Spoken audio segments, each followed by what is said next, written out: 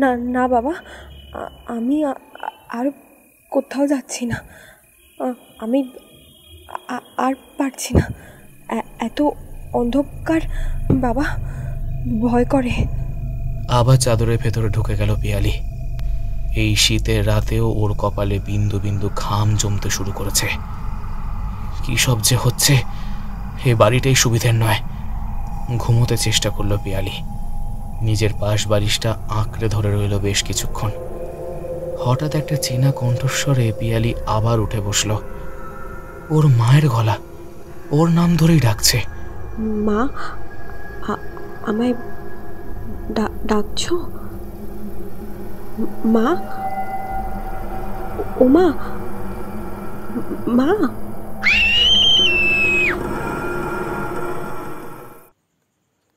Any digital copy of this content leading to piracy is a crime. এই গল্পের যে কোনো রকম ডিজিটাল কপি সামনে এলে তার বিরুদ্ধে উপযুক্ত আইনি ব্যবস্থা নেওয়া হবে। Please do not support piracy.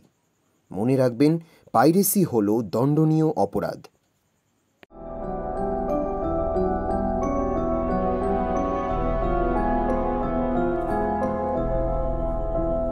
Bangla সাহিত্যের রোমাঞ্চময় গল্পের ঝুলি দিয়ে সাজানো আমাদের এই বিশেষ উপস্থাপনা দ্য অ্যাডভেঞ্চার স্টেশন। আজকে আপনাদের জন্য রয়েছে আমাদেরই এক শ্রোতা বন্ধু উপাসনা লাহিড়ীর লেখা মৃত্যুর হাতছানি। উপাসনাকে অসংখ্য ধন্যবাদ। উপাসনার জন্ম 2006 সালের 19শে জুলাই। বর্তমানে লেডি ব্রাবোন কলেজে ভূগোল শাখায় প্রথম বর্ষের ছাত্রী। গল্পটির সাথে বাস্তবে কোনো কিছুর মিল থাকলে আনফিল্টার্ড কোনোভাবেই সেটার জন্য দায়ী নয়। আজকের গল্প পাঠে সৌমিক এবং গল্পের সূত্রধার আমি স্বর্ণাভ। শুরু হচ্ছে আমাদের আজকের উপস্থাপনা উপাসনা লাহিড়ীর লেখা মৃত্যুর হাতছানি।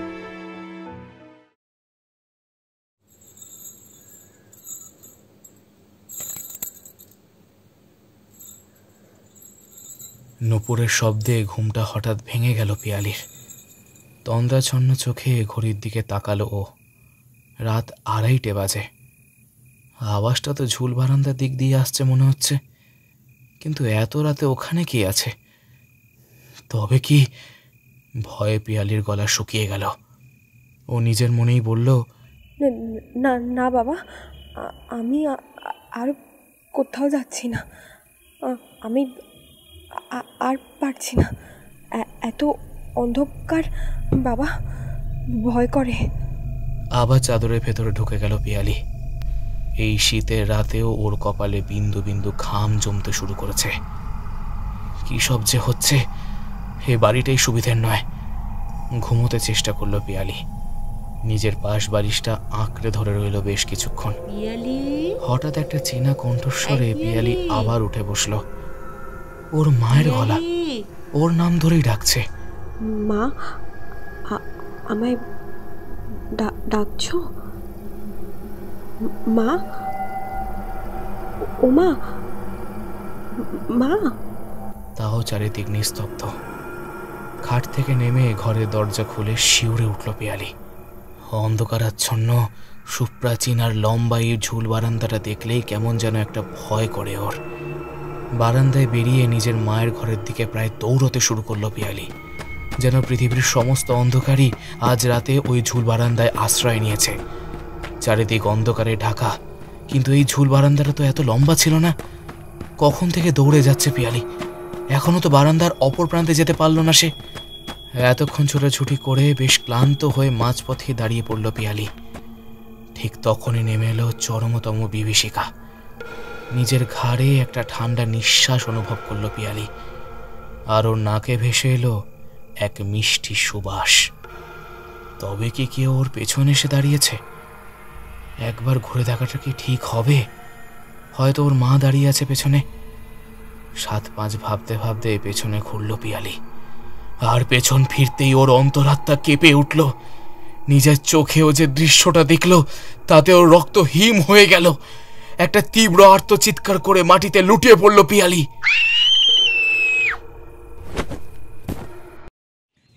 ঘড়িতে 10:10। প্রখ্যাত সাইকিয়াট্রিস্ট তিয়াশা দত্তর চেম্বার। আজ শনিবার হওয়ায় অনেকটাই ফাঁকা। এখন এই চেম্বারের বাইরে কেবল 5 জন রয়েছে। ডাক্তারের ঘরের দরজাটা বন্ধ, ভেতরে পেশেন্ট আছে। চেম্বারের ঠিক বাইরে একটা টুলের উপর বসে রয়েছে একটি যুবক। ছেলেটি মিনিটে মিনিটে নিজের রিস্ট ওয়াচটা দেখছে আর রুমাল দিয়ে নিজের কপালে জমে থাকা বিন্দু বিন্দু ঘাম মুছে ফেলছে। ছেলেটির মুখে ভয়, কৌতূহল এবং উত্তেজনার রেশ স্পষ্ট। হয়তো কোনো মারাত্মক বিপদে পড়েই ও এখানে এসেছে। প্রায় 5 মিনিট পরেই দরজাটা খুলে গেল আর ডাক্তারের ঘরের ভিতর দিয়ে বেরিয়ে এলো বছর 22-এর এক ফর্সা সুশ্রী তরুণী। মেয়েটি বেরাতেই ছেলেটি উঠে দাঁড়ালো। তারপর মেয়েটির কাঁধে হাত রেখে বলল, কি রে বনু, সব প্রশ্নের উত্তর দিয়েছিস তো ঠিক করে? মেয়েটি নিজের ঘোলাটে 2 চোখ মেলে একবার তাকালো নিজের দাদার দিকে। তারপর কলের পুতুলের মতো নিজের মাথাটাকে ওপর থেকে নিচে বেশ কয়েকবার নাড়িয়ে নিজের বাঁ হাতে তর্জনী তুলে দেখালো। ওর আঙুল ডাক্তারের ঘরের সেই রুদ্ধ দরজার দিকে। ছেলেটা আস্তে আস্তে ঘরের দিকে এগিয়ে গেল। ভেজানো দরজাটায় আলতো করে টোকা দিতেই ঘরের ভিতর থেকে এক নারী কণ্ঠস্বর বলে উঠল, কাম ইন। দরজাটা খুলে ছেলেটি দেখল ডক্টর তিয়াশা লাহা চেয়ারে বসে কিছু কাগজপত্র নিয়ে ঘাঁটাঘাঁটি করছেন। ছেলেটি তীক্ষ্ণ স্বরে ডাকল, তিয়াশা? হ্যাঁ ঋষভ, বস। ঋষভ আর তিয়াশা স্কুল জীবনের বন্ধু। সম্প্রতি ঋষভের বোন এক মারাত্মক সমস্যার সম্মুখীন হয়েছে।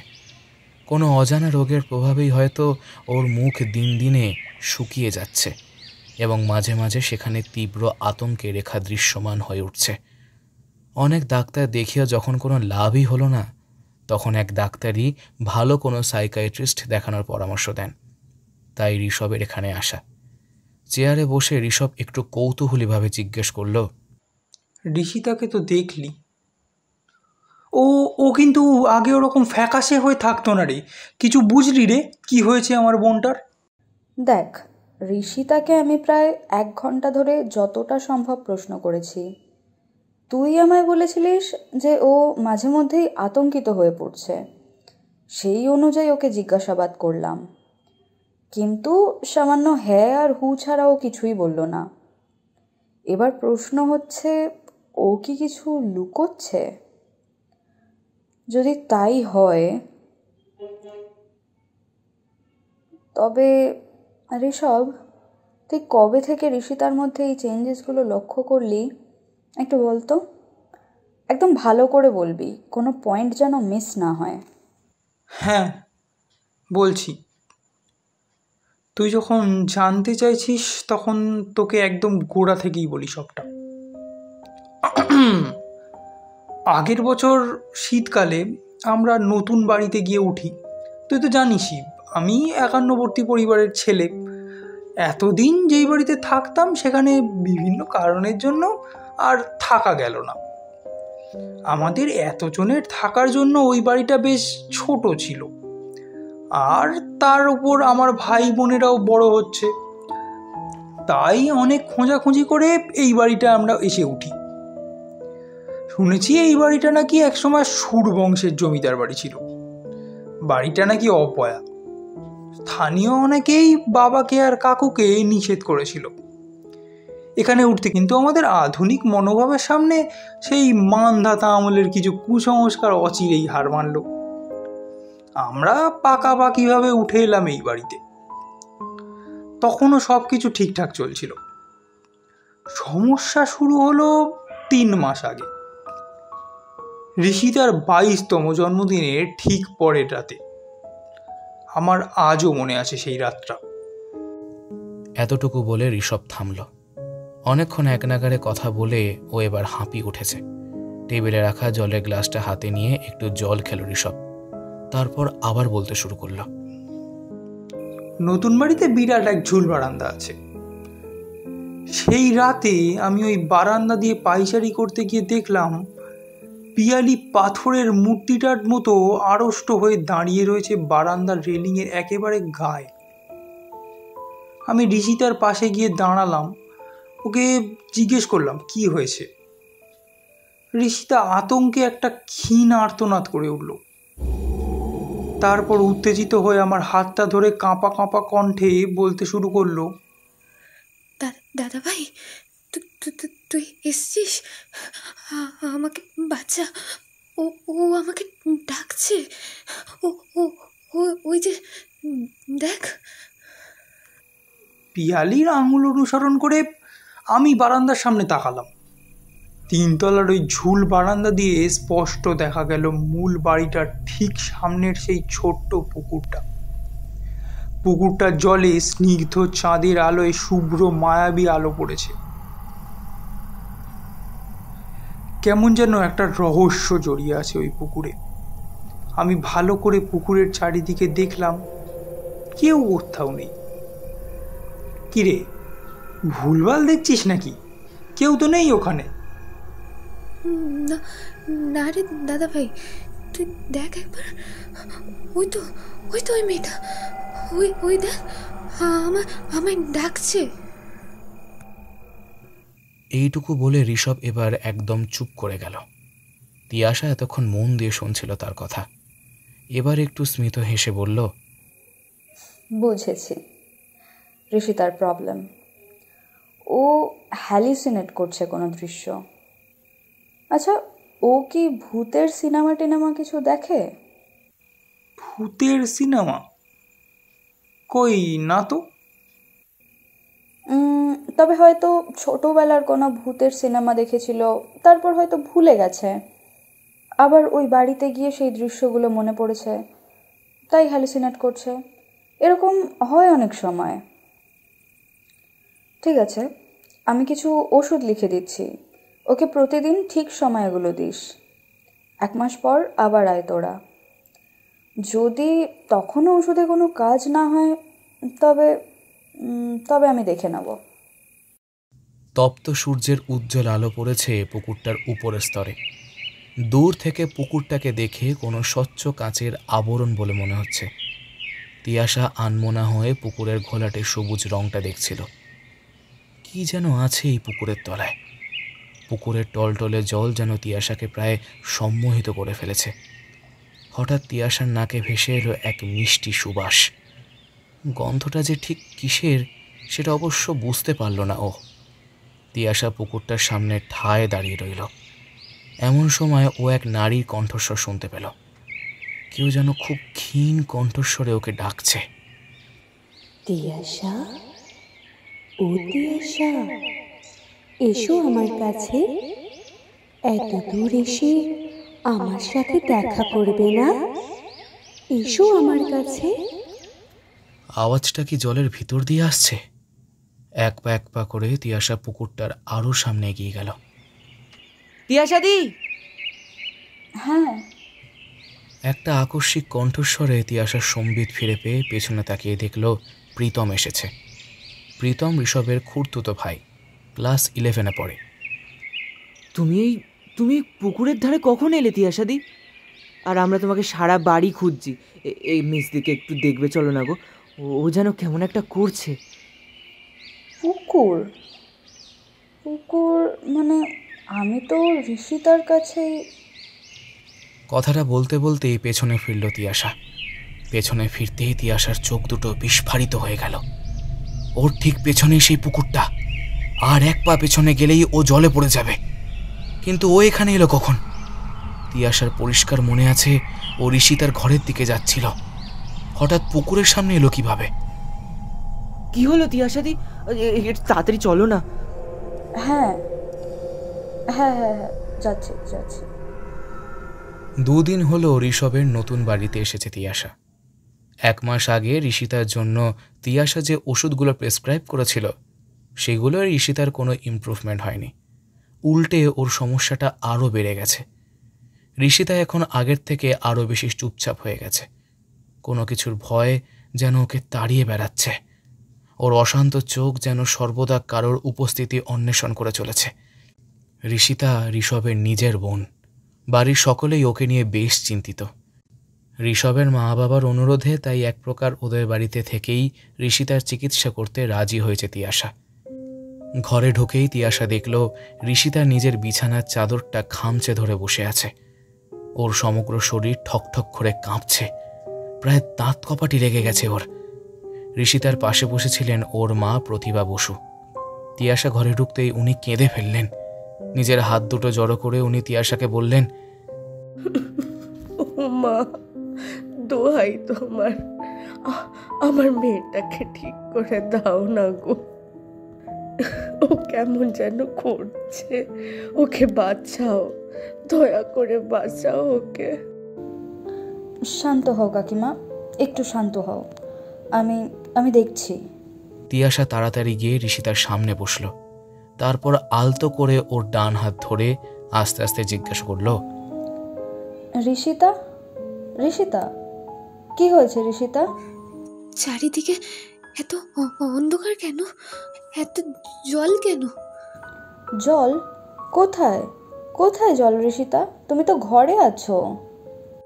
চারিদিকে জল, আর ওই তো মেয়েটা। এই কে তুমি? কে তুমি? যাও, চলে যাও। কে ঋষিতা? তুমি কাকে দেখছো? কে আছে? চলে যাও প্লিজ, চলে যাও প্লিজ, ছেড়ে দাও আমায়। না না না। একটা তীব্র আর্তচিৎকার করে জ্ঞান হারালো ঋষিতা। প্রতিভা দেবী ডুকরে কেঁদে উঠলেন। নিজের চোখের সামনে মেয়ের এমন পরিণতি মেনে নিতে পারছেন না তিনি। তিয়াশা মনে মনে ভাবল, না, এভাবে আর চলবে না। এতগুলো সিটিং হওয়ার পরেও ঋষিতা সুস্থ হচ্ছে না কেন? কেউ কি ওকে ইচ্ছে করে ভয় দেখাচ্ছে? কে? এই বাড়িটাও ঠিক সুবিধার ঠেকছে না। যত গোলমাল এই বাড়িতেই আছে। সূর্য তখন পশ্চিমে ঢলে পড়েছে। বসুন্ধরার বুকে নেমে এসেছে গোধূলি লগ্নের লাবণ্যময়ী আলোর ছটা। সুরবাড়িতে সন্ধে নামতেই কেমন যেন নিশ্চুপ হয়ে গেছে চারিদিক। পুকুরটার সামনে আবার এসেছে তিয়াশা। এখন পুকুরটার রং একটু নীলছে, সকালের মতো আর সবজেটে নয়। পুকুরটায় কি যেন একটা ভাসছে। একটু নিচের দিকে ঝুঁকে ভালো করে দেখল তিয়াশা। মাঝারি মাপের একটা অচেনা সাদা ফুল, অনেকটা শালুক ফুলের মতো দেখতে। ঠিক তখনই তিয়াশার নাকে ভেসে এলো এক মিষ্টি সুবাস। এই গন্ধটা ওর খুব চেনা। আজ সকালেই পুকুরের কাছেই গন্ধটা পেয়েছে ও। আচ্ছা, তাহলে এই গন্ধটা আসলে এই ফুলের। কিন্তু এটা কি ফুল? আগে তো কখনো দেখিনি। তিয়াশা আরেকটু ঝুঁকে ফুলটা তুলতে গেল, কিন্তু তার ঠিক আগেই একটা বিকট ঝপ শব্দে ও খাপড়ে গেল। ফুলটা তুলতে যাওয়ার আগেই ও পড়ে গেল সেই পুকুরে, বরং ওকে যেন ইচ্ছাকৃত ঠেলে দেওয়া হলো সেদিকে। জলের ভেতরে ছটফট করতে করতে তিয়াশা আবার শুনতে পেল সেই ক্ষীণ কণ্ঠস্বর। কি হলো তিয়াশা, ভয় লাগছে নাকি? আহা, ভয় পেও না। কি করবো বলো? তুমি তো আর দেখা করতে এলে না, তাই আমি বাধ্য হয়ে তোমায় নিয়ে এলাম।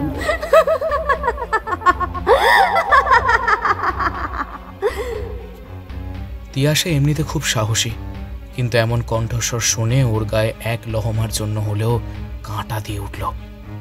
ও প্রাণপণে সাঁতরে উপরে ওঠার চেষ্টা করতে লাগলো, কিন্তু এ কি, ও উপরে যেতে পারছে না কেন? পেছন ফিরে তাকাতে আতঙ্কে হতবাক হয়ে গেল তিয়াশা। ওর কালো লম্বা অবিন্যস্ত কেশ রাশি পুকুরের দেওয়ালে গাঁথা একটা তলোয়ারের সাথে এমন জটিলভাবে পেঁচিয়ে গেছে যে ওর একার পক্ষে সেটা ছাড়ানো সম্ভব নয়। অসহায়ের মতো চারিদিক তাকাতেই ভয় যেন পাথর হয়ে গেল তিয়াশা। এই একটা তলোয়ার নয়, জলের ভেতরে ভাসছে কাস্তে, ছুরি, ভোজালির মতো আরো বিভিন্ন ধারালো অস্ত্র। কিন্তু এগুলো তো লোহা দিয়ে তৈরি, নিশ্চয়ই খুব ভারী। তাহলে এগুলো জলের তলায় না ডুবে এভাবে ভাসছে কি করে? ঠিক তখনই তিয়াশা খেয়াল করলো একটা ভোজালি ওর দিকে এগিয়ে আসছে। সর্বনাশ, এবার কি হবে?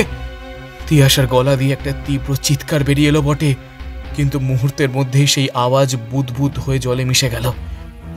তবে কি ঋষিতা চিকিৎসা করতে সেভাবে বেঘরে প্রাণ হারাতে হবে তিয়াশাকে? আতঙ্কে তিয়াশা নিজের দু চোখ বন্ধ করল। তিয়াশা চোখ খুলে চারিদিকে ফ্যালফ্যাল করে তাকালো। এ কি, পুকুর কোথায়? ও তো ওর ঘরেই শুয়ে আছে। তার মানে এতক্ষণ স্বপ্ন দেখছিল। কি যে হচ্ছে ওর সাথে কিছুতেই বুঝতে পারছে না তিয়াশা। ও বিছানা থেকে উঠে জামা কাপড় বদলে সদর উঠোনে বেরিয়ে এসে চারিদিকটা একবার ভালো করে দেখে নিল। সুরবাড়িটা বেশ পুরনো।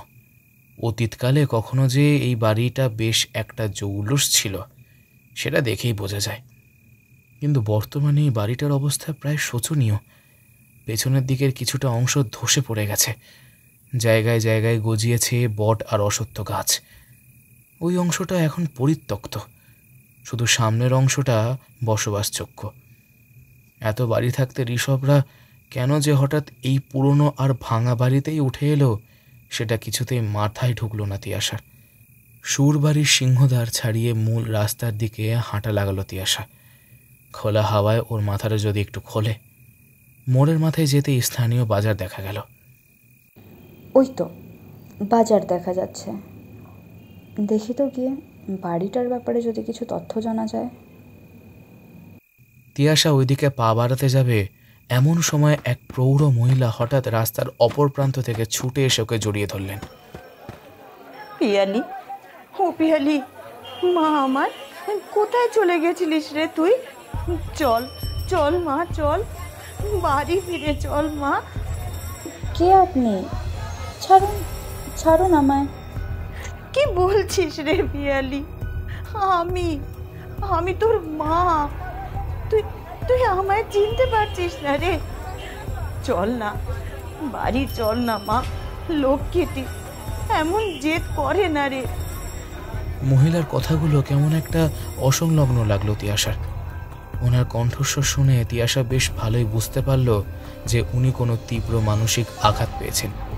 তিয়াশা আবার বলল, আপনার কথা ভুল হচ্ছে।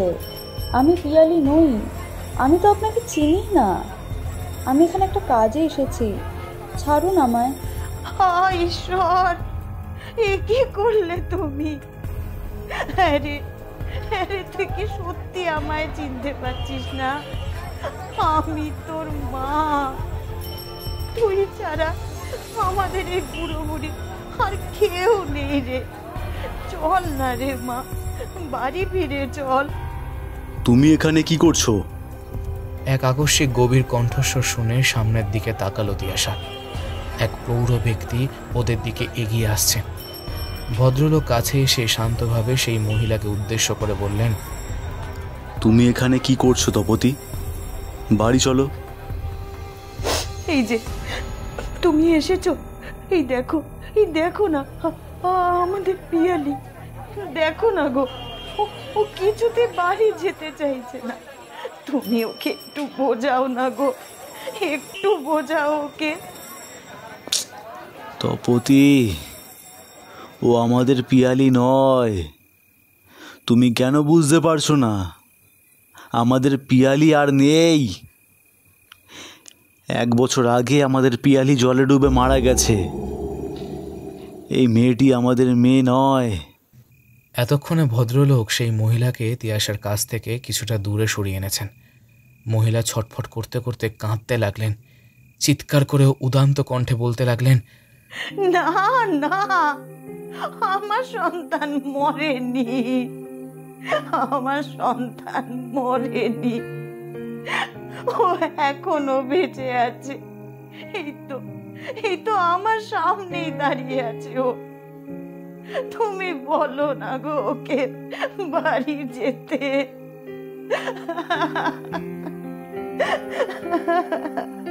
মহিলা এবার বাচ্চাদের মতো নিজের দুগাল ফুলিয়ে ফুঁপিয়ে ফুঁপিয়ে কাঁদতে লাগলেন। প্রৌঢ় ভদ্রলোক অসহায়ের মতো তিয়াশার দিকে তাকিয়ে বললেন, আমার স্ত্রীর এই অদ্ভুত আচরণে কিছু মনে করো না মা। সন্তান শোক ওকে উন্মাদ করে দিয়েছে। তোমার মতো কোনো তরুণী মেয়েকে দেখলেই তপতি ভাবে আমাদের মেয়ে পিয়ালি ফিরে এসেছে, ওকে বোঝাতেই পারছি না যে আমাদের মেয়ে আর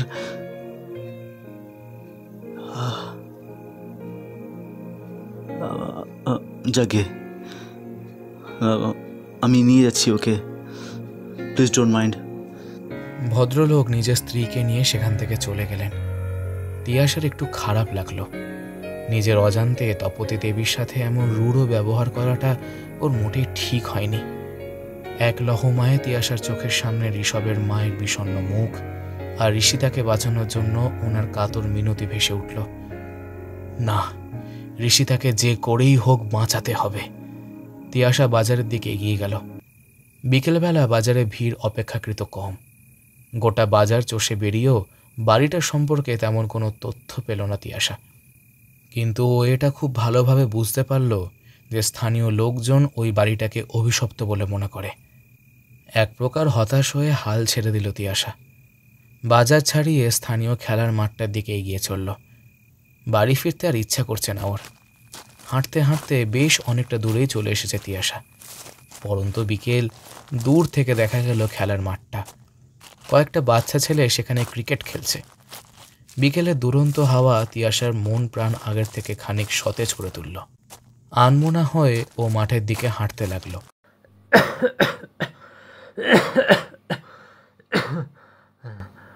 এদিকে তো আগে কখনো দেখিনি, নতুন নাকি? এই আকস্মিক প্রশ্নবাণে তিয়াশার সম্বিত ফিরল। এদিক সেদিক তাকিয়ে ও দেখল একটি বিশাল বড় গাছের বাঁধানো গুড়ির ওপর ফতুয়া আর লুঙ্গি পরিহিত একজন বৃদ্ধ বসে আছেন। বৃদ্ধের এক হাতে হুঁকো। সেই হুঁকোয় কয়েকবার টান দিয়ে একটু কেশে বৃদ্ধ আবার প্রশ্ন করলেন,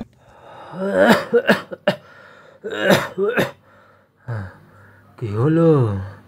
মুখে কথা সরছে না কেন? বলি, তুমি এখানে নতুন তো? তা এদিকে কি করতে এসেছো? হ্যাঁ, আমি এখানে নতুন। এখানে এসেই বড় বিপদে পড়েছি। এই অঞ্চলে একটা বাড়ির ব্যাপারে কিছু তথ্য জানতে পারলে আমার বড় সুবিধা হতো। আপনি আমায় সেই বাড়ি সংক্রান্ত কিছু বলতে পারবেন? কোন বাড়ি? সুরবাড়ি। এই, তুমি কে বলো তো? ওই বাড়ির প্রতি তোমার এত কৌতূহল কিসের? আসলে আমি ডাক্তার। একটা প্রয়োজনে এসেছি। বাড়িটার সম্পর্কে কিছু তথ্য আমার খুব প্রয়োজন। যদি কিছু জানতে পারতাম। তুমি ডাক্তার? তা ওই বাড়িতে গেছো কেন? আবার কি কেউ মরেছে নাকি? মরেছে মানে? আপনি এরকমভাবে বলছেন কেন? ও মা, তুমি জানো না বুঝি? ওই বাড়িতে যেই পরিবার থাকে সেই পরিবারের কোনো অবিবাহিতা তরুণী বাঁচে না। 21 পেরোলেই সেই তরুণী মারা যায়। তাই নাকি? এটা তো জানতাম না। তা কিভাবে মারা যায়? বাড়ির সামনের পুকুরটা নিশ্চয়ই তোমার চোখে পড়েছে। ওই পুকুরের জলে ডুবেই তো। আর কি, সবই নিয়তি। আচ্ছা, স্থানীয়দের মুখে শুনলাম বাড়িটা নাকি অভিশপ্ত। সত্যিই কি তাই? হ্যাঁ, অভিশপ্তই বটে। আসলে বহু বছর আগে ওই বাড়িতে একটা বিশ্রী কাণ্ড ঘটেছিল নাকি। সেবার যা ঘটলো তারপর। এই, কি ব্যাপার বলো তো? তুমি এসব জেনে কি করবে? আগে আপনি বলুন তো, আপনি এত কিছু জানলেন কিভাবে? গ্রামের বাকিরা এসব জানে বলে তো মনে হয় না। তুমি আমায় পাল্টা প্রশ্ন করছো? বাধ্য হচ্ছি। বর্তমানে ওই বাড়িতে যে পরিবার রয়েছে তাদের মেয়ে প্রায় উন্মাদ হয়ে গেছে। যদি আপনি বাড়িটা সম্পর্কে কিছু জানেন তাহলে দয়া করে আমাকে বলুন। আপনার জন্য একটি নিরীহ মেয়ের প্রাণ বাঁচতে পারে। রাত বেশ গভীর। সুবিস্তীর্ণ আকাশে ছড়িয়ে থাকা উজ্জ্বল তারাগুলো এখন বেশ রহস্যময় হয়ে উঠেছে তিয়াশার কাছে। বিকেলে সে বৃদ্ধের কাছে সুরবাড়ির ইতিহাস শুনে একটু অবাকই হয়েছিল তিয়াশা। বৃদ্ধের বলা সমস্ত কথা যেন এখনও ওর কানে বাজছে। বিকালে তিয়াশার শেষ মিনতি শুনে বৃদ্ধের মন নরম হলো। উনি তিয়াশাকে কাছে ডাকলেন। তিয়াশা ওনার পাশে গিয়ে বসতেই উনি কণ্ঠস্বর নামিয়ে বললেন, আমি যা জানি গ্রামের লোকেরা তাও জানে না। আমার পূর্বপুরুষরা একসময় ওই সুর বাড়িরই মালির কাজ করতেন, তাই বুঝতেই পারছো ওই বাড়ির খবর ওনারা জানতেন। তখন ছিল 60-এর দশক। ওই বাড়ির কর্তা ছিলেন প্রবোধচন্দ্র সুর। বাপ ঠাকুরদার মুখে শুনেছি ওনার এক সুন্দরী মেয়ে ছিল, তার নাম প্রহেলিকা। সে নাকি যেমন রূপসী তেমন গুণবতীও। ছোট্টবেলায় প্রহেলিকার মা মারা যাওয়ায় জমিদারবাবু আবার বিয়ে করেন।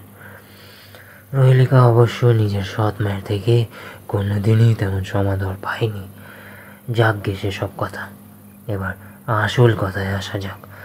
কানাঘুষো শোনা গেছিল প্রহেলিকা নাকি এই গ্রামেরই কোন একটি ছেলেকে ভালোবাসত।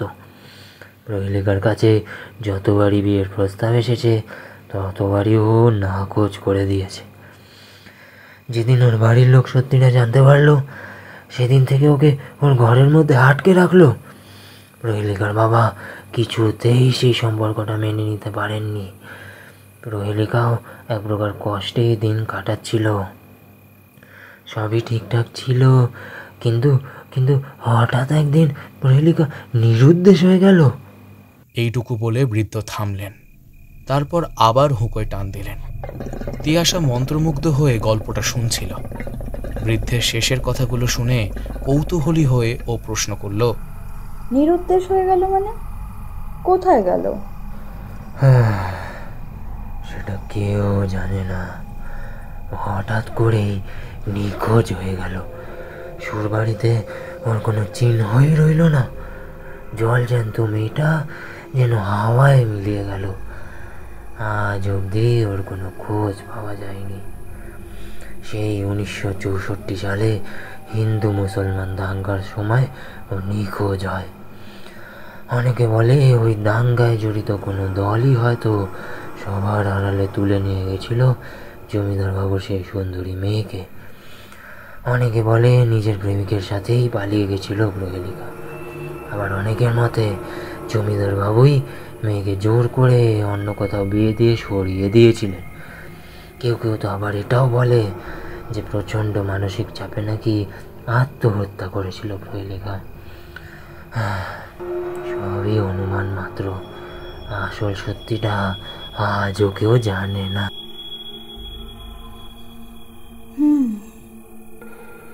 এবার বুঝলাম, তাহলে এটা হলো আসল ঘটনা। বৃদ্ধ অধৈর্য হয়ে নিজের দুহাত নাড়লেন, তারপর ভয়ঙ্কর রকমের কেশে উঠলেন। হাতের তালু দিয়ে নিজের কপালের ঘাম মুছে তিনি বললেন,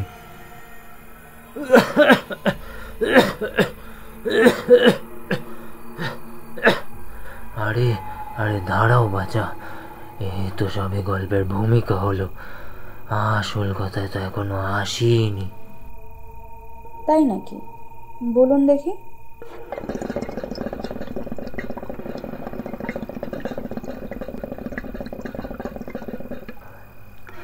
প্রহেলিকা নিখোঁজ হওয়ার 5 বছর পর সুরবাড়িতে ঘটল প্রথম দুর্ঘটনা। প্রহেলিকার সৎ বোন কুহেলিকা রহস্যজনকভাবে বাড়ির ভেতরের ওই পুকুরটায় ডুবে মারা গেল। তখনও বেশ যুবতী, এমনকি তখন ওর বিয়ের কথাও চলছিল। কুহেলিকার মৃত্যুতে প্রহেলিকার সৎ মা পাথর হয়ে গেছিলেন। পরে অসুস্থতার কারণে তিনি মারাও যান। তখন থেকেই বাড়িতে শুরু হলো মৃত্যুর হল। বাড়ির সমস্ত অবিবাহিতা তরুণী একে একে ওই পুকুরটায় ডুবে মরতে লাগলো। সুর পরিবার বাড়িটা ছেড়ে চলে গেল। জমিদারবাবুর বংশধররা বাড়িটা অনেকবার ভাড়া দিতে চাইলেন, কিন্তু এই বাড়িতে যখনই কোনো অবিবাহিতা যুবতী থাকতো তখনই তার মৃত্যু হতো। এই তো গত বছরও এক প্রবীণ দম্পতি নিজেদের কন্যার সাথে বাড়িটায় ভাড়াটে হয়ে এসেছিলেন। তা কি হলো? মেয়েটা তো ডুবে মরেই গেল। এখন আবার কারা যেন উড়ে এসে জুড়ে বসেছে। আমাদের একটা কথাও শুনলো না। জমিদার বাবুর বংশধররাও দিব্য আছে, নিজেরা বিদেশে বসে আছে, আর এখানে মানুষ মরছে। যত সব নিজেদের বিপদ অন্যের উপরে চাপিয়ে দিচ্ছে। এ অভিশাপ নয় তো আর কি? বিকেলে শোনা গল্পটা ভাবতে ভাবতে অনেকক্ষণ ধরেই পায়চারি করছিল তিয়াশা। ও খেয়ালও করেনি যে হাঁটতে হাঁটতে ও সেই ঝুল বারান্দার সামনে এসে পড়েছে। ওপর দিয়ে তিয়াশা আবার দেখতে পেল ওই পুকুরটার গভীর কালো জলে এখন চাঁদের শুভ্র স্নিগ্ধ জ্যোৎস্নালোক পড়েছে। চারিদিকে বিরাজমান এক নিকষ কালো আধার যেন পুকুরটাকে আরও বেশি রহস্যময় করে তুলেছে। ওই পুকুরটার ভেতরে কি সত্যিই কিছু আছে? স্বপ্নে দেখা ওই ধারালো অস্ত্রগুলো কি সত্যিই লুকিয়ে আছে ওই পুকুরের অতল গর্ভে? হঠাৎ তিয়াশা এক প্রকার টান অনুভব করল পুকুরটার প্রতি। কোনো এক অমোঘ আকর্ষণ বল যেন ওকে পুকুরটায় ঝাঁপ দেওয়ার জন্য বারংবার প্রভাবিত করছে। একবার কি পুকুরে ঝাঁপ দিয়ে দেখবে ও? কি আর এমন হবে? ক্রমেই সামনে এগোতে এগোতে একেবারে বারান্দার রেলিংয়ের ধারে চলে এলো তিয়াশা। এর পরের কয়েকটা মুহূর্ত তিয়াশার কেমন যেন একটা ঘোর মতো লেগে গেল। হঠাৎ করে ওর নিজেকে বেশ হালকা মনে হতে লাগলো। মনে হলো ও যেন শূন্যে ভাসছে। ওর মাথাটা আরও সামনের দিকে হেলে পড়ল। এই তিয়াশা, কি করছিস তুই? একটা তীব্র আকস্মিক চিৎকার শুনে তিয়াশার হুঁশ ফিরল, আর তখনই ও নিজের ডান হাতে একটা হ্যাঁচকার টান অনুভব করল। ধপ করে মাটির উপর পড়ে গেল তিয়াশা, আর ওর মাথাটা ঠুকে গেল ঝুল বারান্দার মেঝেতে। ও আঁতকে উঠে পাশে তাকিয়ে দেখল ঋষভ ওর ডান হাতটা ধরে হাঁটু গেড়ে ওর পাশে বসে আছে।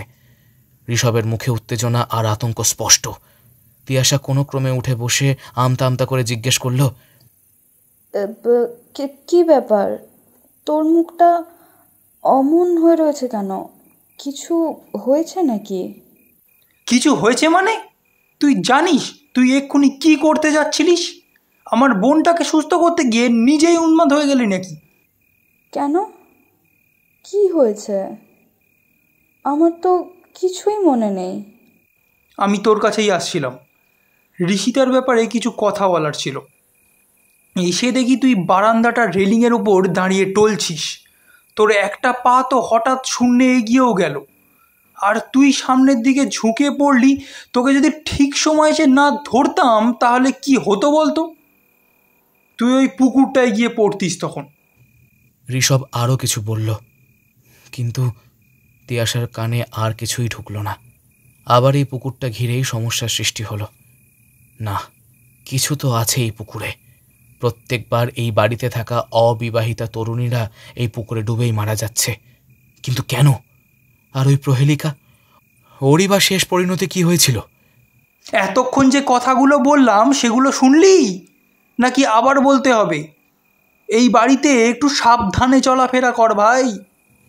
তিয়াশা আনমনা হয়ে ঋষভের কথায় ঘাড় নাড়ল। ঋষভ আবার বলল, যেটা বলতে এসেছিলাম, তোর ওষুধে কাজ হচ্ছে।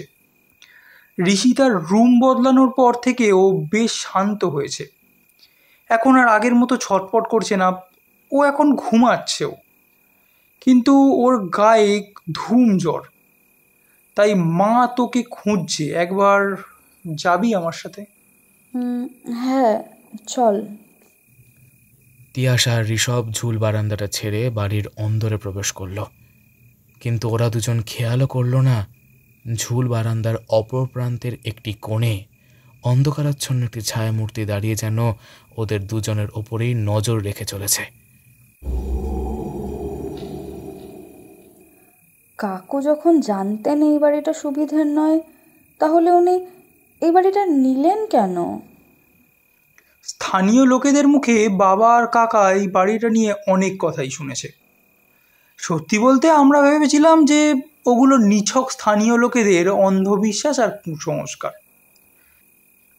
জমিদার বাড়িতে কোনো বাইরের লোক যাতে না থাকতে পারে তাই হয়তো ওনারা আমাদের এইসব আজগুবি গল্প বলেছেন। তখন যদি জানতাম বনুর এই দশা হবে তাহলে হয়তো। ঋষভ আর কিছু বলল না। ঋষিতাকে নিয়ে ও বড়ই চিন্তিত। বিগত কয়েকদিন ধরেই তিয়াশাও মানসিকভাবে কিঞ্চিত বিপর্যস্ত হয়ে পড়েছে। ওর মনের অবস্থা ভালো নয়, চোখে মুখে চাপা আতঙ্কের ছাপ। ওর কেবল মনে হচ্ছে কেউ যেন আড়াল থেকে ওর ওপর নজর রেখে চলেছে।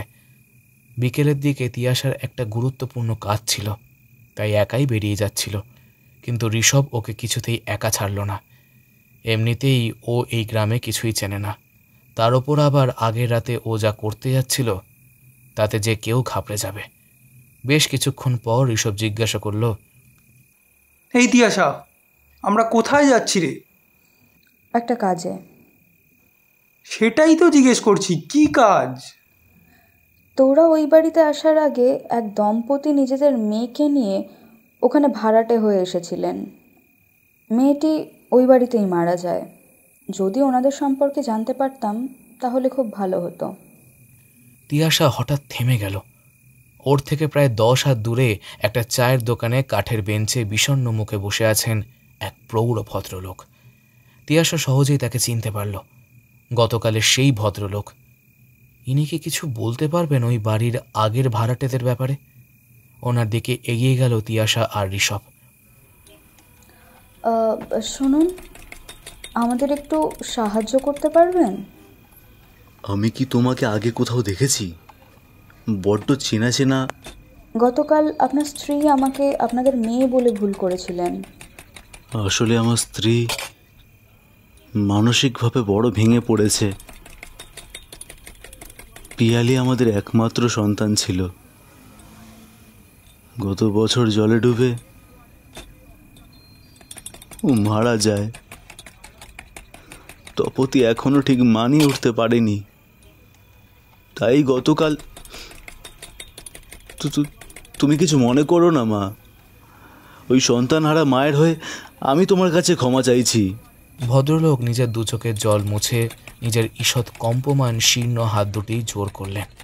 তিয়াশা এমন আকস্মিক ব্যবহার মোটেই প্রত্যাশা করেনি।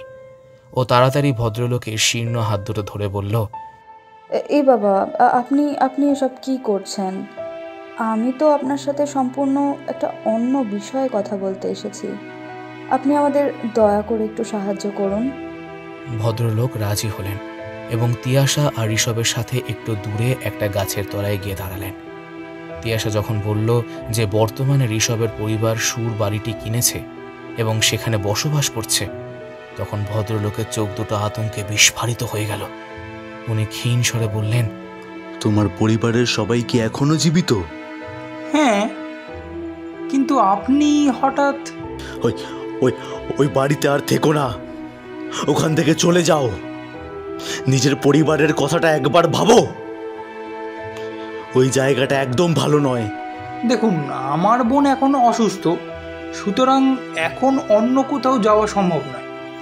আর সত্যি বলতে আমরা এসব কুসংস্কারে বিশ্বাসও করি না। তোমার কাছে তোমার বোন আগে না তোমার যুক্তি? হ্যাঁ, এক্ষুনি বেরিয়ে যাও ওখান থেকে। যদি ওখানেই থাকতে চাও তাহলে নিজের বোনকে আর কোনোদিন বাঁচাতে পারবে না। তখন থেকে কি যা তা বলে চলেছেন বলুন তো? আমার বোনকে বাঁচাতে পারবো না মানেটা কি? আর আপনি এত নিশ্চিত হয়েই বা কি করে বলছেন যে ওই বাড়ি ছাড়লেই আমার বোনকে বাঁচাতে পারবো? যারা গল্প শুনছেন অথচ এখনও সাবস্ক্রাইব করেননি, তাদের কাছে অনুরোধ, গল্প শুনে ভালো লাগলে চ্যানেলটি সাবস্ক্রাইব করতে ভুলবেন না কিন্তু। গল্পের পরবর্তী অংশ তাহলে শুরু করা যাক। বলছি, কারণ আমি নিজেই ওই বাড়ির অভিশাপ ভোগ করেছি। আমাকেও লোকে বলেছিল যে ওই বাড়িটা ভালো নয়, কিন্তু আমিও তাদের কথা শুনিনি, জেদ ধরে বসেছিলাম। তাতে কি পেলাম আমি? আমার সন্তানের মৃত্যু। শেষের দিকে কেমন একটা হয়ে গেছিল পিয়ালি। খালি বলতো ওকে নাকি কেউ ডাকছে। তারপর একদিন ওই পুকুরটায় ডুবে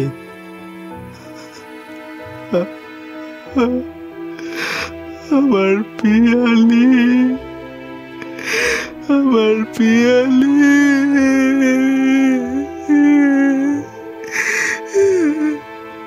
ভদ্রলোক ফুঁপিয়ে কেঁদে উঠলেন, কিন্তু কয়েক মুহূর্ত পরে নিজেকে সামলেও নিলেন। উনি তিয়াশাদের শোনালেন এক আজব কাহিনী। 2 বছর আগে তিনি নিজের স্ত্রী আর একমাত্র কন্যাকে নিয়ে সুরবাড়িতে ভাড়াটে হয়ে এসেছিলেন। গত বছর সেই বাড়ির পুকুরে ডুবে মারা যায় ভদ্রলোকের একমাত্র মেয়ে পিয়ালি। পিয়ালিকে বিভিন্ন ডাক্তারের কাছে নিয়ে যাওয়া হয়েছিল, কিন্তু তাতে কোনো লাভ হয়নি। শেষের দিকেও ও নাকি আরো বেশি উন্মাদ আর ছন্নছাড়া হয়ে গেছিল। সমগ্র বিবরণ শুনে তিয়াশা কি একটা চিন্তা করে জিজ্ঞাসা করল, আপনি একটু মনে করে বলতে পারবেন প্রথম কবে আপনারা পিয়ালির মধ্যে অমন পরিবর্তন লক্ষ্য করলেন? হ্যাঁ, ওর জন্মদিনের ঠিক পরের রাতে। গত বছরেরই তো কথা। মেয়েটা সবে 22-এ পড়েছিল।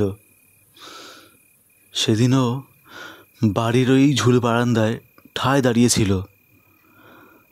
কাছে গিয়ে যখন জিজ্ঞেস করলাম, তখনও বলল যে ওকে নাকি কেউ ডাকছে। আমি তো কাউকেই দেখতে পাইনি। কে ডাকতো ওকে? ও কি সেই বিষয়ে কিছু বলেছিল আপনাকে? নির্দিষ্ট কোনো নাম তো কিছু বলেনি কখনো, তবে মাঝে মাঝে বলতো যে একটা মেয়ে ওকে ডাকছে। কখনো কখনো ওই মেয়েটা নাকি ওর হাত ধরেও টানতো।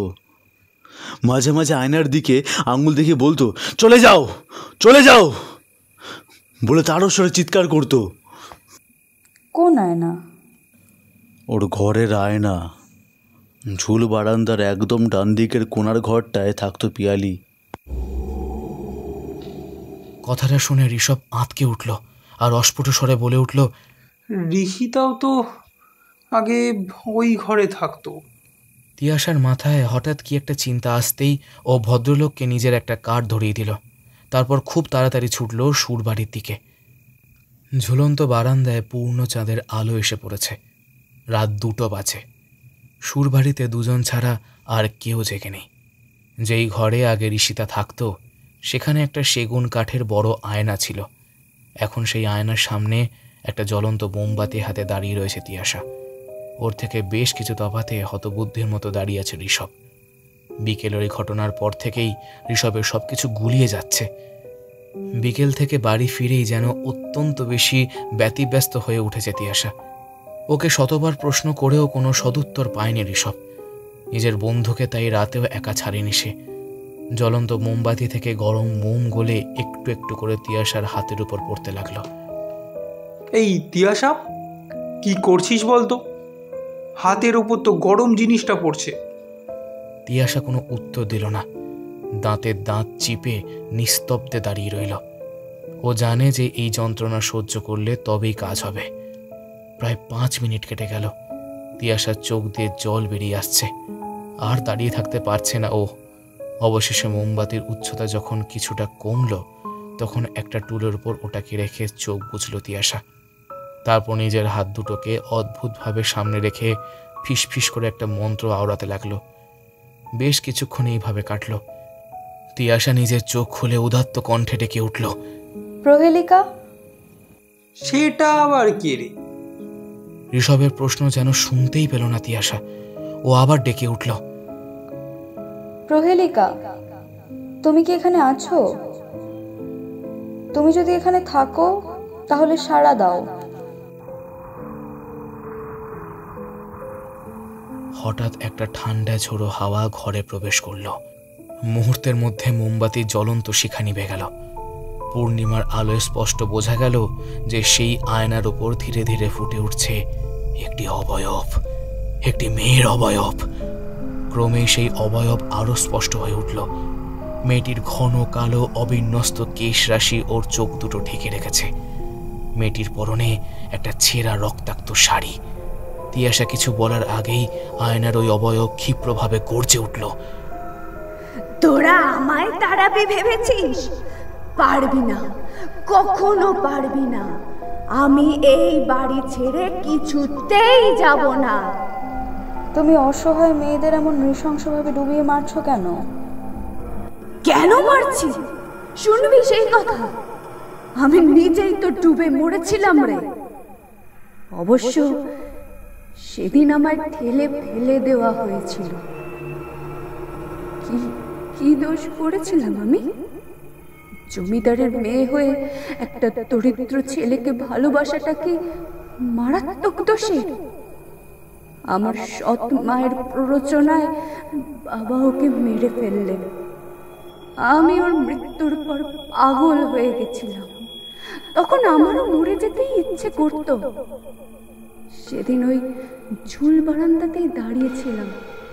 হঠাৎ পিছন থেকে কে যেন এসে দামায় ধাক্কা মারলো। আমি জলে পড়ে গেলাম, ডুবে গেলাম। চারিদিক নিমেষে অন্ধকার হয়ে গেল।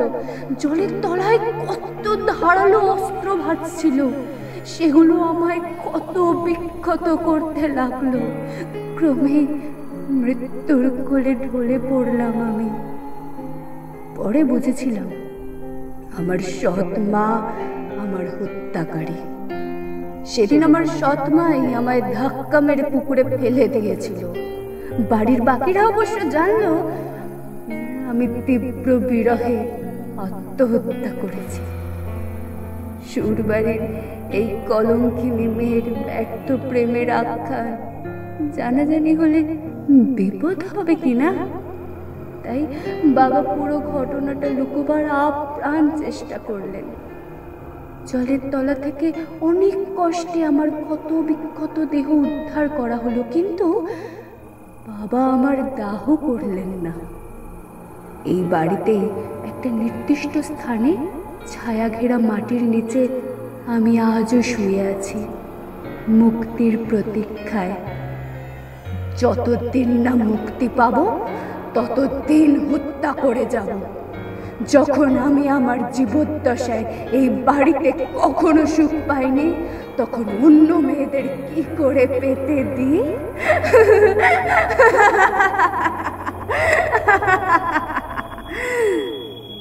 কি করলে তুমি মুক্তি পাবে? আমাকে দাহ করলেই আমি মুক্তি পাব।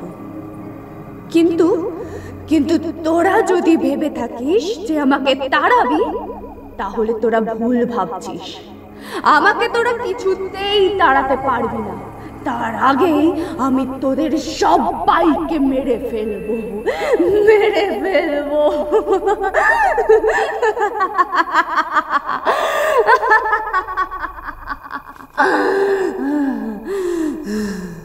মেয়েটা একটা বিকট অট্ট হাসিতে ফেটে পড়ল। তিয়াশা হঠাৎ টেবিলের ওপরে রাখা একটা বাটি থেকে কি একটা জিনিস আয়নার দিকে ছুঁড়ে মারল। মুহূর্তের মধ্যেই সে মেয়ের অবয়ব মিলিয়ে গেল, আর সমগ্র আয়নাটা কেমন যেন কাঁপতে লাগলো। তিয়াশা এবার ঋষভের দিকে ফিরে বলল, ডেড বডি খুঁজতে হবে। এতদিনে সেটা হয়তো কঙ্কাল হয়ে গেছে। ভোরের মধ্যেই ওটাকে পোড়াতে হবে। এসব কি হচ্ছে তিয়াশা? ওটা কে ছিল আয়নায়? আর তুই কি ছুঁড়ে মারলি ওদিকে? প্রহেলিকা। আমি ওর অতৃপ্ত আত্মাকে সাময়িকভাবে ওই আয়নায় বন্দি করে রেখেছি, কিন্তু ভোর হলেই ও মুক্তি পাবে। তার আগেই ওর মৃতদেহটাকে দাহ করতে হবে। দুজনে প্রাণপণে ছুটল মূল ভবনের বাইরে। তিয়াশার মন বলছে বাড়ির পেছনে ওই ধ্বংসস্তূপের মধ্যেই কোথাও লুকিয়ে আছে প্রহেলিকার নিথর দেহ।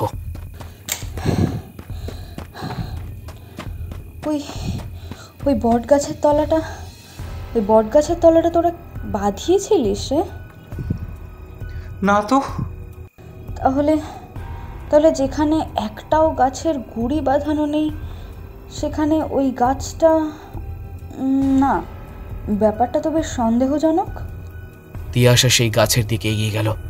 বিগত 30 মিনিট ধরে ওরা খুঁজে চলেছে প্রহেলিকাকে। সুরবাড়ির পেছনের ওই ধ্বংসস্তূপে প্রায় 60 বছরের পুরনো কঙ্কাল খুঁজে পাওয়া বেশ কঠিন। তাও হাল ছাড়েনি তিয়াশা। চারিদিকে কেমন একটা ঠান্ডা ঝোড়ো হাওয়া বইছে। সামনে এগিয়ে তিয়াশা দেখতে পেল যে সেই গাছের গুঁড়ি পাথর দিয়ে বাঁধানো। গাছের শুধু সামনের দিকটাই বাঁধানো নাকি? আজব ব্যাপার। তিয়াশা সেই পাথরের পেছনে হাত রাখতেই অবাক হয়ে গেল। ও বুঝতে পারল যে ওই পাথর আর গাছের গুঁড়ির মধ্যে বেশ কিছুটা দূরত্ব রয়েছে। গাছটা তো বাঁধানো নয়, এটা তো একটা আলাদা পাথর। এই গাছের প্রায় গা ঘেঁষে দাঁড়িয়ে। অন্ধকারে ভালো করে কিছু দেখা যাচ্ছে না। গাছের সামনে সেই পাথরের উপর হাত বোলাতে লাগলো তিয়াশা। হাতে কি একটা ঠেকতে ও হঠাৎ চমকে উঠল। এ কি, এখানে তো কিছু খোদাই করা আছে বলে মনে হচ্ছে, কিন্তু কিছুই তো দেখা যাচ্ছে না। ঋষভ, এই ঋষভ। একটা আকস্মিক ঘটনা সমূহের ঘনঘটায় ঋষভের মাথাটা এতক্ষণে কেমন যেন ভোঁ ভোঁ করছিল। তিয়াশার ডাকে সজাগ হয়ে ঋষভ ওর দিকে ছুটে গেল। হ্যাঁ বল। টর্চ আছে এখানে? এখানে কিছু খোদাই করা আছে, অন্ধকারে পড়া যাচ্ছে না। ঋষভ নিজের ফোনে টর্চ জ্বালিয়ে পাথরটার সামনে গিয়ে ধরল। টর্চের আলোয় প্রথমে চোখ ধাঁধিয়ে গেলেও ক্রমেই সেই আলোয় ওরা দেখতে পেল পাথরের ওপর খোদাই করা একটি বাক্য, চিরনিদ্রায় শায়িত মিষ্টি। ঋষভ আমতা আমতা করে বলল, চিরনিদ্রা মানে তো মৃত্যু। এটা কি কারোর স্মৃতিফলক নাকি? তিয়াশা কিছু বলল না। ভোর হতে বেশি দেরি নেই। এর মধ্যে যদি কাজটা না হয় তাহলে হয়তো কেউই বাঁচবে না। তিয়াশা যথাসম্ভব মাথা ঠান্ডা করে চিন্তা করল। প্রহেলিকা কি যেন বলেছিল, ছায়া ঘেরা মাটির নিচে ও আজও শুয়ে আছে। এটা তো গাছের গুঁড়ি, তবে ছায়া ঘেরা। তবে কি গাছের ছায়া? তবে কি এখানেই আছে প্রহেলিকা? কি রে, কি হলো হঠাৎ? বাড়িতে কোদাল আছে? কোদাল? হ্যাঁ আছে বোধহয়, কিন্তু কোদাল দিয়ে কি হবে? কাজ আছে। কোথায় আছে কোদাল? সামনের দিকের একটা ঘরে। দুজনে তাড়াতাড়ি সেই ঘর থেকে দুটো কোদাল এনে আবার সেই স্মৃতিফলকের সামনে দাঁড়ালো। এবার মাটি খুঁড়ে দেহ বের করতে হবে। দেহ মানে? কার দেহ? উফ, এটা যা স্মৃতিফলক তার। এখন আর প্রশ্ন করিস না। ততক্ষণে সেই ঝোড়ো হাওয়া অনেকটাই কমে এসেছে। দুজনে মিলে কোদাল চালাতে শুরু করলো। দুজনের মনেই অদম্য জেদ। তিয়াশা নিজের রুগীকে বাঁচাতে বদ্ধপরিকর, আর ঋষভ নিজের বোনকে বাঁচাতে সবকিছু করতে রাজি। ঘড়িতে সময় দেখার কথা তখন ওদের কারোর মাথাতে নেই। অবশেষে ওদের পরিশ্রম সফল হলো। বেশ কিছুক্ষণ খোঁড়াখুড়ি করার পর একটা সময় ওরা যা দেখল তাতে ওদের গা শিউরে উঠল। মাটির ভেতরে পড়ে রয়েছে একটা নরকঙ্কাল। আমরা কি এটাই খুঁজছিলাম? হ্যাঁ এটাই। আচ্ছা, তোদের বাড়ি থেকে শ্মশান কদ্দূর রে? শ্মশান? ও, দাহ করার জন্য। তা প্রায় আধ ঘন্টা। তিয়াশা এবার নিজের ঘড়ির দিকে তাকালো। রাত 3:45 বাজে। ভোর হতে আর বেশি দেরি নেই। হাতে সময় বড্ড কম। না, শ্মশানে যাওয়ার আর সময় নেই। এখানেই দাহ করতে হবে। এখানে? হ্যাঁ, তোর পকেটে দেশলাই আছে না? দে তো। এখানে যে দাহ করবি বলছিস, পরে কোনো সমস্যা হবে না তো? সমস্যা হওয়ার কথা নয়। এসব দেশলাই বাক্সটা দিতেই সেখান থেকে একটা দেশলাই কাঠি বের করে জ্বালালো তিয়াশা। তারপর কি একটা মন্ত্র আওড়ে সেই জ্বলন্ত দেশলাই কাঠিটা ছুঁড়ে ফেললো সেই গর্তের মধ্যে। মুহূর্তের মধ্যে আগুনের লেলিহান শিখা গ্রাস করল সেই জরাজীর্ণ নরকঙ্কালকে। ভোরের আলো ফোটার আগেই ভস্ম হয়ে গেল মানবহারের সেই স্তূপ। সূর্যের প্রথম আলো পৃথিবীতে পড়তেই তিয়াশা বুঝল ওদের আর কোনো ভয় নেই। যাক বাবা, বিপদ কেটে গেছে। চিন্তা করিস না ঋষভ, ঋষিতার আর কোনো ক্ষতি হবে না। আর 2-1 দিনের মধ্যেই ও সম্পূর্ণ সুস্থ হয়ে উঠবে। সেসব না হয় হলো, কিন্তু তুই এবার বল দেখি, এতক্ষণ ধরে তুই এসব কি করলি? হাতে মোমবাতি ধরে কি সব আওড়ে, কি একটা পাউরুটির মতো ছুঁড়ে, এসব কি? তুই এসব জানলি কিভাবে?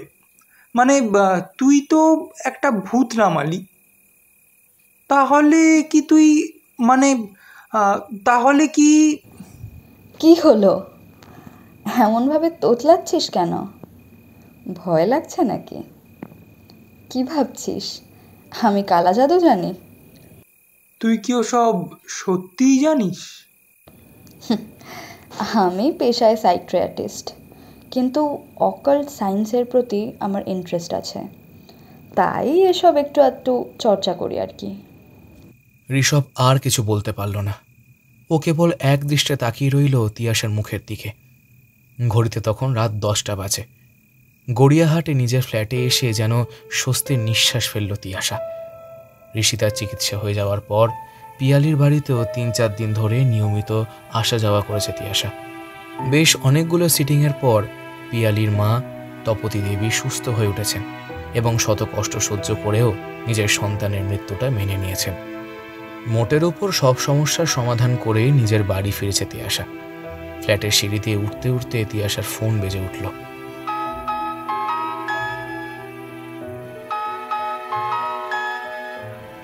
উফ, এখন আবার কে ফোন করলো? ধুর। ফোনটা বেজে বেজে থেমে গেল। ব্যাগ থেকে ঘরের চাবি বের করে নিল তিয়াশা। বড় ক্লান্ত লাগছে, সামনে অনেক কাজ। তিয়াশা হিসাব করে দেখল প্রায় 10 দিন হয়ে গেছে ও চেম্বারে যায়নি। এর মধ্যে নিশ্চয়ই অনেকেই বারবার এসে ফিরে গেছে। তার মানে আগামীকাল থেকে কাজের চাপ আরও বেড়ে যাবে। একটা দীর্ঘশ্বাস ফেলল তিয়াশা। এতক্ষণে ও ওর ফ্ল্যাটের বন্ধ দরজার সামনে এসে দাঁড়িয়েছে। তিয়াশা যখন তালাটা খুলতে যাবে ঠিক তখনই ও চোখে পড়ল দরজার ঠিক নিচে। ও দেখল কালো মার্বেলের মেঝের ওপর রাখা হয়েছে একটা মাঝারি মাপের বাক্স। তিয়াশার জন্য কি কোনো পার্সেল এসেছে? কিন্তু ফ্ল্যাটের দরজা তো সবসময় বন্ধ থাকে, তাহলে ডেলিভারি ম্যান ঢুকলো? বেশ কিছুক্ষণ চুপ করে দাঁড়িয়ে রইল তিয়াশা। তারপর বাক্সটা হাতে তুলে নিল। ঘরে ঢুকে ফ্রেশ হয়ে বাক্সটা একবার ভালো করে দেখল তিয়াশা। সামান্য কার্ডবোর্ডের বাক্স, কি থাকতে পারে এর ভেতরে? তিয়াশা বাক্সটা খুলতে যাবে এমন সময় ওর ফোনটা আবার বেজে উঠল।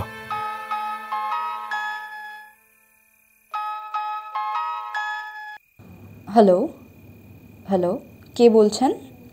হ্যালো, হ্যাঁ আমি পিয়ালির বাবা বলছি। সেদিন তুমি আমায় তোমার নাম্বার দিয়ে বলেছিলে ওই পিয়ালির মৃত্যু সংক্রান্ত কোনো ঘটনা যদি আমার মনে পড়ে তাহলে তোমায় জানাতে। আমি আগেও ফোন করেছিলাম একবার। হ্যাঁ হ্যাঁ বলুন। মারা যাওয়ার কয়েকদিন আগে পিয়ালি কেমন যেন একটা হয়ে গেছিল। ও খালি বলতো ওকে নাকি কেউ ডাকছে, কিন্তু আগেই বলেছি আমি বা ওর মা কেউই ওর কথা বিশ্বাস করিনি। ওর মৃত্যুর ঠিক আগের দিন একটা অদ্ভুত ঘটনা ঘটে। সেদিন ও আমাকে আর তপতিকে দুটো সাদা ফুল এনে দেখালো। ফুল দুটো যে কি করে ওর ঘরে গেল সেটা অবশ্য ও বলতে পারেনি। অমন ফুল আমরা আগে দেখিনি কখনো। দেখতে অনেকটা ওই শালুক ফুলের মতো, কিন্তু শালুক ফুল নয়। অমন তীব্র মিষ্টি গন্ধ শালুক ফুলের থাকে না। আর হ্যালো হ্যালো হ্যালো, তিয়াশা কি একটা ভাবনায় যেন তলিয়ে গেছিল কিছুক্ষণের জন্য। প্রহরের কণ্ঠস্বরে আবার ওর হুঁশ ফিরল। হ্যাঁ হ্যাঁ বলুন। এই কথাটা তোমায় আগে বলিনি। সত্যি বলতে এই কথাটা হয়তো অতটা প্রয়োজনীয় নয়, তাও বলছি। পিয়ালির মৃত্যুর পর আমরা ওকে দাহ করিনি। মানে? আমরা কেউই পিয়ালির মৃতদেহটা বাড়ির বাইরে নিয়ে যেতে পারিনি। অনেকক্ষণ ধরে জলে ডুবেছিল বলেই হয়তো ওর মৃতদেহটা অমন বিচ্ছিরিভাবে ফুলে উঠেছিল, কিন্তু তা বলে এত ভারী হয়ে যাবে? ভারী হয়ে গেল মানে? পিয়ালির সব দেহটা এত ভারী হয়ে গেছিল যে শত চেষ্টা করেও ওকে ওপরে তুলতে পারলাম না। শ্মশান অবধি নিয়ে যাওয়া তো দূরের কথা, যত সময় যেতে লাগলো দেহটা ততই বিশ্রীভাবে পৌঁছতে লাগলো। তাই ভাবলাম বাড়িতেই দাহ কাজ সম্পূর্ণ করতে হবে। কিন্তু তখন ঘটলো আরেক বিপত্তি। কি বিপত্তি? যতবার আগুন জ্বালতে গেলাম ততবারই যেন একটা ঝোড়ো হাওয়া নিজের দাপটে আগুন নিভিয়ে দিতে লাগলো।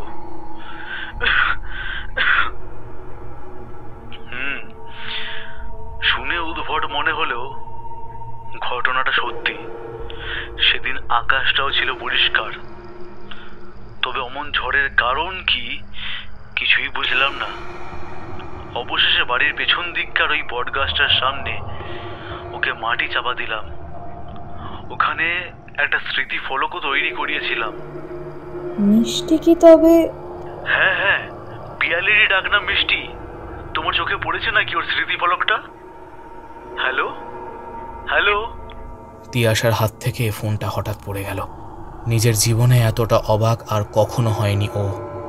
ভয় ওর সর্বাঙ্গ কেঁপে উঠল। বাড়ির পেছনে থাকা উদ্ধার করা সেই কঙ্কালটা পিয়ালির। তবে কি প্রহেলিকার কঙ্কাল এখনো ওই বাড়িতেই কোথাও আছে? তবে কি প্রহেলিকা এখনো মুক্তি পায়নি? তিয়াশা আতঙ্কিত হয়ে চারিদিকে তাকালো। এক মুহূর্তের জন্য ওর মনে হলো যে ওর নিজের ঘরটাই যেন ওকে গিলে খেতে আসছে। তিয়াশা ভাবছে এটা ওর মনের ভুল কিনা। এমন সময় ওর নাকে ভেসে এলো একটা মিষ্টি সুবাস। এই সুবাস ওর বড় চেনা।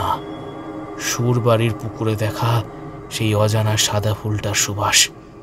কিন্তু সেই ফুলের ঘটনা তো নিছক একটা স্বপ্ন ছিল। তবে এখন তিয়াশা ডান দিকে তাকাতেই সেই পার্সেলটা দেখতে পেল। এত সব ঘটনার মধ্যে ওই বাক্সটা ওর খোলা হয়নি। কোনো ক্রমে বাক্সটা নিজের কোলের উপর রেখে সেটা খুলল তিয়াশা, এবং সেটা খুলতেই মিষ্টি গন্ধটা যেন আরও তীব্র আর ঝাঁঝালো হয়ে উঠল। বাক্সের ভেতরে দৃষ্টি নিক্ষেপ করতেই তিয়াশার বুকটা ছ্যাঁত করে উঠল। ওর ধমনী গুলোয় বয়ে চলা রক্ত যেন জল হয়ে গেল। বাক্সের ভেতরে পড়ে রয়েছে দুটো মাঝারি মাপের সাদা ফুল। ফুলগুলোর নাম জানে না তিয়াশা। ফুলগুলোকে দেখতে অনেকটা শালুক ফুলের মতো, কিন্তু শালুক ফুলের কি এমন মিষ্টি গন্ধ থাকে? এই ফুলটা নিজের স্বপ্ন দেখেছিল তিয়াশা। তবে কি সেটা নিছক স্বপ্ন ছিল না? আর পিয়ালিও কি এই ফুলটাই পেয়েছিল নিজের মৃত্যুর আগে? তিয়াশা ভয়ে জড়সড় হয়ে বসল। হঠাৎ কলিং বেলের আওয়াজে ওর সম্বিত ফিরল। এই অসময়ে আবার কে এলো? কোনো প্রতিবেশী নাকি? খাট থেকে নেমে ধীর পদক্ষেপে দরজার দিকে এগিয়ে গেল তিয়াশা। রাত 11:30টার মধ্যে সুরবাড়ির সব ঘরের আলো নিভে গেল। চারিদিকে খুটখুটে অন্ধকার। অনেক দিন পর আজ ঝুল বারান্দায় এসে দাঁড়িয়েছে ঋষভ। ওর মুখে স্বস্তি আর প্রশান্তির হাসি। সব অমঙ্গল কেটে গেছে, সেই অভিশাপও মুছে গেছে, আর এই সব কিছু সম্ভব হয়েছে শুধুমাত্র তিয়াশার জন্য। হঠাৎ তিয়াশার কথাটা মাথায় আসতেই একটু আনমনা হয়ে পড়ল ঋষভ। এখান থেকে গড়িয়াহাট বেশ দূরে বলে দুপুরে বেরিয়ে পড়েছিল তিয়াশা। ও কি এতক্ষণও বাড়ি পৌঁছায়নি? এখনও তো একটা ফোনও আসেনি। সব কিছু ঠিকঠাক আছে তো? অনেকক্ষণ ধরে 7-5 ভেবে ঋষভ নিজের পকেট থেকে ফোনটা বের করে তিয়াশার নম্বর ডায়াল করল। বেশ অনেকক্ষণ রিং হওয়ার পর ওপার থেকে ঋষভের কলটা রিসিভ করা হলো। হ্যালো তিয়াশা, আমি ঋষভ বলছি রে। বাড়ি পৌঁছেছিস? কোনো উত্তর নেই। কিরে, শুনতে পাচ্ছিস? হ্যালো তিয়াশা। আবারও কোনো উত্তর নেই। ঋষভ নিজের কণ্ঠস্বর ঈষৎ নামিয়ে বলল, তিয়াশা। হ্যালো, তুই ঠিক আছিস তো? কিরে, চুপ করে আছিস কেন? কিছু বল। এইবার আর অখণ্ড নীরবতা রইল না, বরং এই প্রশ্নগুলোর প্রত্যুত্তরে ভেসে এলো এক কান ফাটানো বিকট অট্টহাসি। ঘটনার আকস্মিকতায় ঋষভ বেশ ঘাবড়ে গেল। এটা তো তিয়াশার গলা নয়। তবে কে কথা বলছে ফোনে?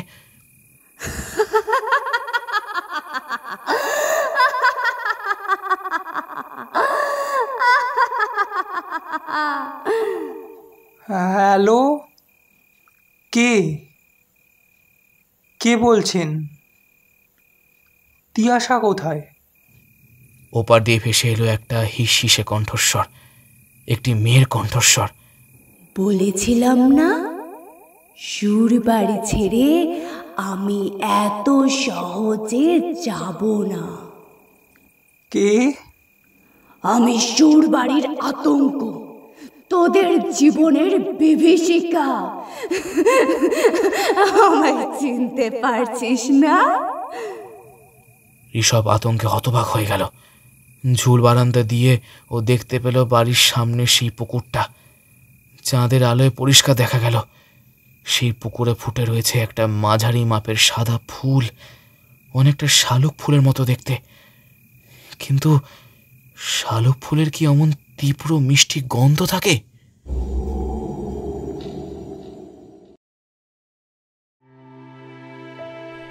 শেষ হলো আমাদের আজকের নিবেদন। উপাসনা লাহিড়ীর লেখা মৃত্যুর হাতছানি। গল্পের নাট্যরূপ অরিত্রা, পিয়ালি তেহনাজ, ঋষভের ভূমিকায় সোমজিৎ, তিয়াশার ভূমিকায় শ্রেয়া, ঋষিতা স্নেহা, প্রহেলিকার চরিত্রে মনীষা, প্রীতম দীপমন্ত্র, মা বর্ণিনী, পিয়ালির মা অনন্যা, পিয়ালির বাবা শান্তনু, বৃদ্ধ ঋষি। সমগ্র পর্ব পরিচালনা, poster design, original score and SFX Sridip. আজ এই পর্যন্তই। ফিরে আসবো খুব তাড়াতাড়ি নতুন একটা গল্প নিয়ে। ততদিন সঙ্গে থাকুন আর শুনতে থাকুন the adventure station, only on unfiltered. আপনারা যদি নিজেদের লেখা কোনো গল্প আমাদের পাঠাতে চান তো মেইল করতে পারেন ডেসক্রিপশনে দেওয়া মেইল আইডিতে।